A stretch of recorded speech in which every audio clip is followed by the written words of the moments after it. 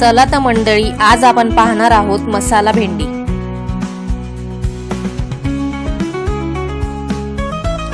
कढईमध्ये तेल गरम करून घेतले,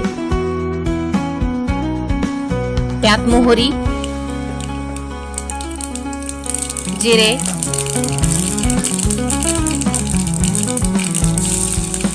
आलं लसूण, कांदा, कढीपत्ता, धनेपूड घालून परतून घेतलंय। कांदा परतून झाल्यानंतर त्यात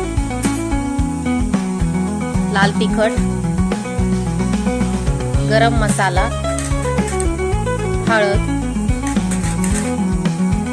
मीठ आणि भेंडी टाकली आहे आणि सर्व हलवून घेतले। त्यात थोडं पाणी घातलंय, थोडं दही घातलंय,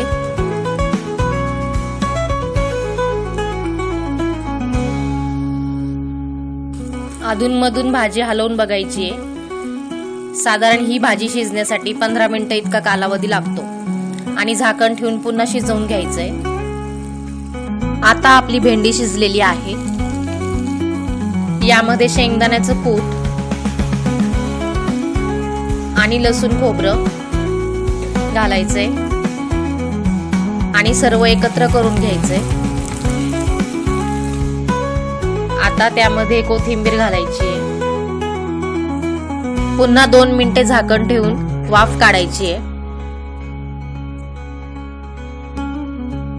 जर तुम्हाला आपली मसाला भेंडीची रेसिपी आवडली असेल तर लाईक करा, सबस्क्राईब करा आणि आपल्या चॅनलला घंटीचे बटन दाबायला विसरू नका।